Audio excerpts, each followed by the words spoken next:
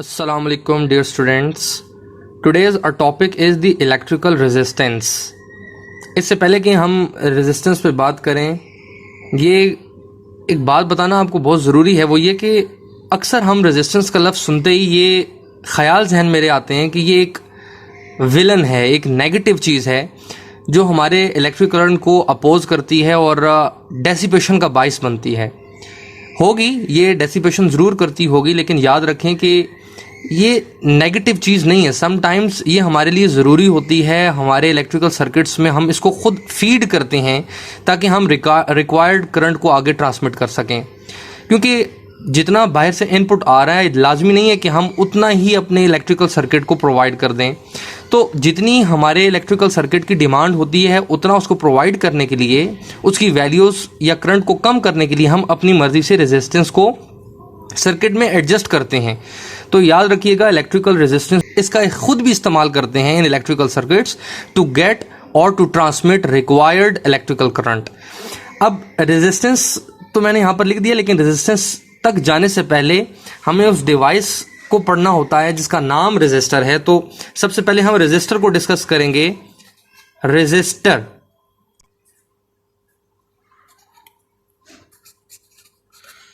अब बच्चों, रेजिस्टर एक डिवाइस है जिसका मैंने जिक्र किया कि हम इलेक्ट्रिकल सर्किट्स में इसको खुद कनेक्ट करते हैं। सो ए डिवाइस, हम इसको डिफाइन कुछ इस तरह से कर लेते हैं। A device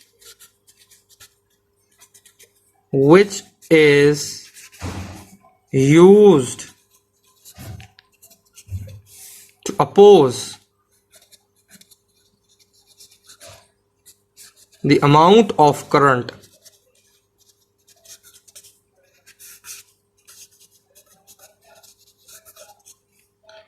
in electrical circuits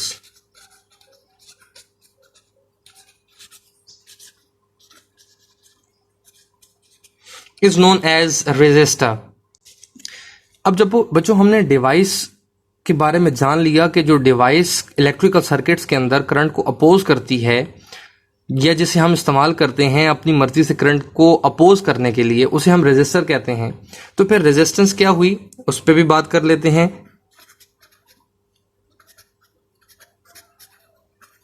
resistance तो बेसिकली जो एबिलिटी है उस रेजिस्टर की to oppose the flow of current और the property of resistor that is the opposition to the flow of current, उसे हम कहते हैं रेजिस्टेंस। सो हम लिख सकते हैं the opposition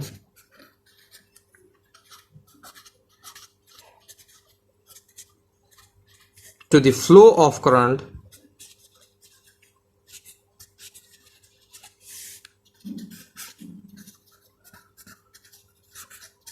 is known as resistance। और इसको बच्चों हम डिनोट करते हैं with the symbol capital R. It is denoted by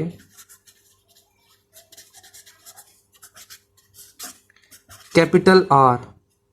और इसके बारे में अगर मैं मजीद बात करूं तो मैं कह सकता हूं it is basically the property of any electrical resistor. जो रेजिस्टर्स हम इस्तेमाल कर रहे हैं किसी भी सर्किट के अंदर, जो उसकी प्रॉपर्टी है, that property is the resistance. So you can write it as it is also known as the property of any electrical resistor।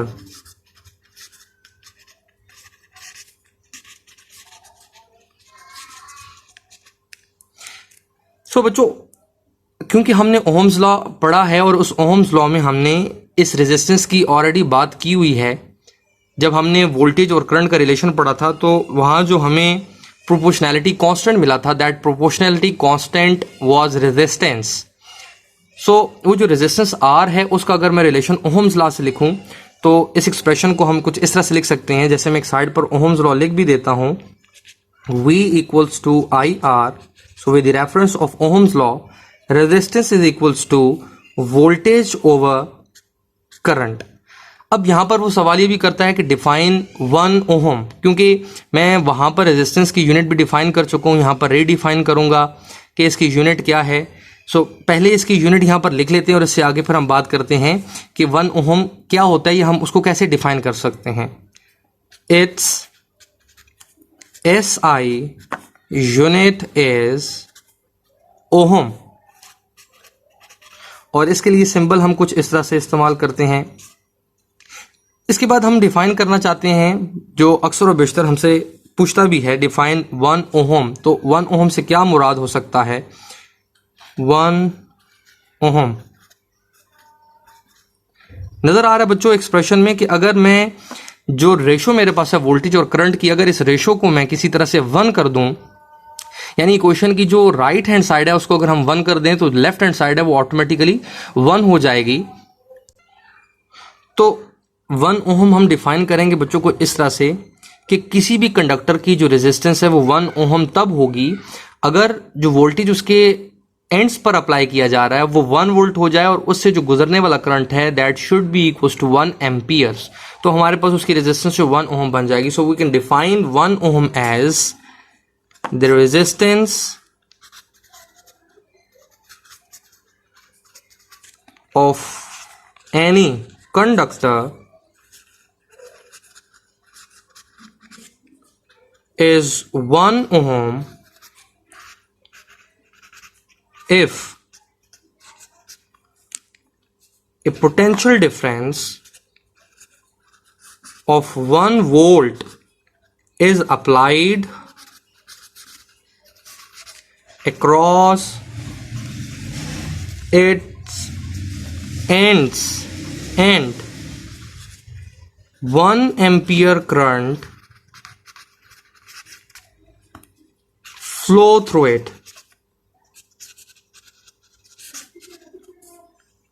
Then the resistance is 1 ohm। यानी अगर वोल्टेज 1 हो जाए और करंट 1 एम्पियर पास हो जाए तो इसका मतलब यह है कि उस कंडक्टर की जो रेजिस्टेंस है that is equals to 1 ohm.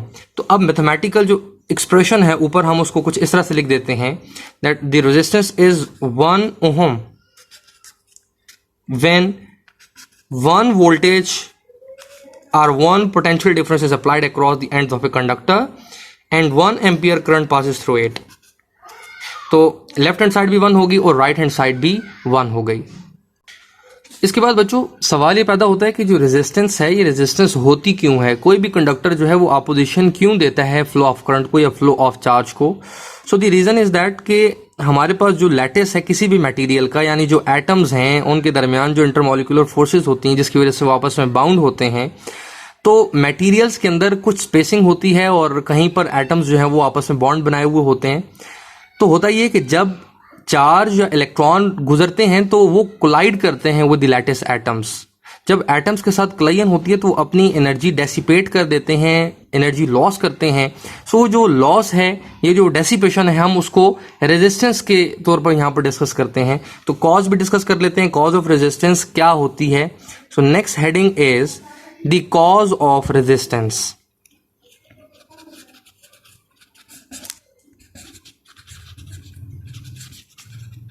The cause of resistance is, बता चुका हूं, कोलाइन, हम पूरा लिख देते हैं, द कॉज ऑफ रेजिस्टेंस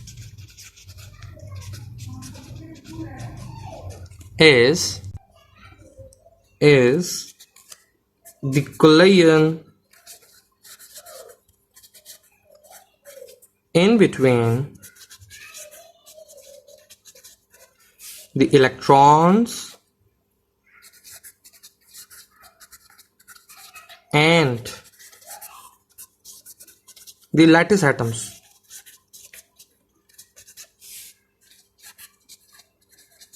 तो जब ये कोलाइड करेंगे तो डेसिपेशन होगी और वो डेसिपेशन, ये जो लॉस होगा एनर्जी का, इलेक्ट्रिकल एनर्जी का, उसे हम यहाँ पर रेजिस्टेंस कह देते हैं कि वो मटेरियल करंट को अपोज करता है, ये चार्ज को गुजरने नहीं देता। और याद रखें बच्चों, अगर हम किसी भी मटेरियल की रेजिस्टेंस के ख़त्म होने की बात करते हैं तो या वो सुपर कंडक्टर्स हो सकते हैं या वो आइडियल कंडक्टर्स हो सकते हैं। अदरवाइज हमें नॉर्मली किसी भी कंडक्टर के बारे में ऐसे नहीं कह सकते कि उसकी रेजिस्टेंस जीरो है, या हम उसकी रेजिस्टेंस को ऐसे जीरो नहीं कर सकते और ना ही कह सकते हैं, क्योंकि एक डिपेंडेंस हमने ओम्स लॉ में पढ़ी थी कि अगर हम किसी भी मटेरियल का टेम्परेचर इंक्रीज करते हैं तो जो टेम्परेचर का इंक्रीज है वो कुलायन के इंक्रीज का बाइस बनता है, जो कि हम आगे भी नेक्स्ट टॉपिक में डिस्कस करेंगे। तो याद रखिएगा कि जो रेजिस्टेंस है वो टेम्परेचर बढ़ रहा है तो डेफिनेटली रेजिस्टेंस भी बढ़ेगी। इसलिए किसी भी कंडक्टर की रेजिस्टेंस के बारे में ये कहना कि जीरो है, that is not possible for any normal conductors, क्योंकि सुपर कंडक्टर्स में तो ऐसा मुमकिन हो सकता है लेकिन ऑर्डिनरी कंडक्टर्स के अंदर ऐसा मुमकिन नहीं हो सकता। अच्छा, इसके बाद हम डिस्कस करेंगे हमारे पास, क्योंकि डिफरेंट कंडक्टर्स होते हैं तो उनकी रेजिस्टेंस भी डिफरेंट होती होगी, ऑपोजिशन डिफरेंट होती होगी। यानी मैं अगर कॉपर की बात करता हूं तो सेम कंडीशंस के अंदर सेम टेम्परेचर की मौजूदगी में कॉपर हमेशा एक जैसी रेजिस्टेंस जो है वो ऑफर करेगा या अपोज करेगा चार्ज को। चाहे वो पाकिस्तान में हम एक्सपेरिमेंट करें, अमेरिका में करें या किसी भी जगह पे जाकर करें, अगर टेम्परेचर सेम है, एक्सटर्नल कंडीशन सेम है, तो याद रखें कॉपर जो रेजिस्टेंस एक जगह देता है वही रेजिस्टेंस दूसरी जगह देगा फॉर दी सेम कंडीशंस। इसी तरह अगर मैं किसी और कंडक्टर की बात करता हूं तो हर एक कंडक्टर की सेम कंडीशंस के अंदर सेम ऑपोजिशन होगी। ये हमारे पास कहलाती है स्पेसिफिक रेजिस्टेंस, या ये किसी भी मटेरियल की नेचर पे डिपेंडेंट होती है, क्योंकि हर एक मटेरियल के अंदर जो लैटिस की फॉर्मेशन है वो डिफरेंट होती है। इसका मतलब डिफरेंट तरह के एटम्स के बॉन्ड्स हैं और डिफरेंट तरह की फिर ऑपोजिशन होगी। तो डिफरेंट तरह की जो ऑपोजिशन है हर एक मटेरियल की, ये यानी उनकी नेचर के साथ रिलेटेड बात की जा रही है। सो हम इस टर्म को कुछ इस तरह से डिफाइन कर सकते हैं कि जो स्पेसिफिक रेजिस्टेंस होती है किसी भी मटेरियल की under same condition, that is specific resistance और रेजिस्टिविटी। तो हम नेक्स्ट हेडिंग दे देते हैं रेजिस्टिविटी की।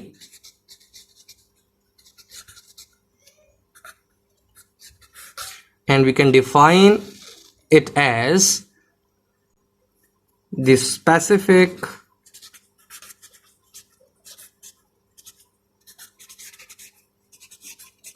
resistance of any material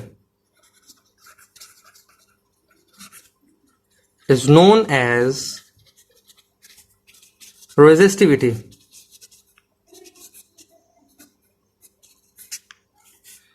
जबकि बच्चों मैंने आपसे कहा कि ये किसी भी मटेरियल की ना नेचर पे डिपेंड करती है कि वो मटेरियल कैसा बना हुआ है, उसके अंदर बॉन्ड फॉर्मेशंस कैसी हैं या एटम्स की नेचर कैसी है। So it depends upon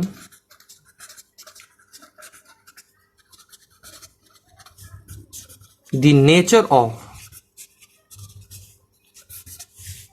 material. जबकि बच्चों इसको हम रिप्रेजेंट करते हैं, डिनोट करते हैं with a Greek letter rho. So it is denoted by rho, यानी सिंबल कैसा है जो हम पहले पढ़ चुके हैं, जैसे बाज़ औक़ात हम डेंसिटी के लिए इस्तेमाल करते हैं या हम इसको चार्ज डिस्ट्रीब्यूशन के लिए भी फर्स्ट चैप्टर में डिस्कस कर चुके हैं। तो ये चार्ज डिस्ट्रीब्यूशन के तौर पे भी सिंबल इस्तेमाल होता है, डेंसिटी के लिए भी हमने इसको इस्तेमाल किया था, लेकिन यहाँ पर ये रेजिस्टिविटी के लिए इस्तेमाल हो रहा है।